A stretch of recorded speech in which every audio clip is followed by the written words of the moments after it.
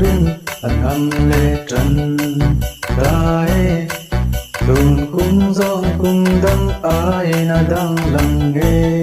do ne chim le lo min sayang gu dun kum Christmas chu lim le lo min mang ang gu ka chia le ro be wo lim le lo min sayang gu dun kum Christmas chu lim le lo min mang ang gu ka chia le ro be wo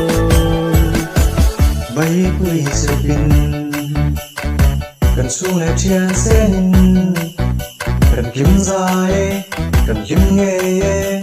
tun cùng Christmas chu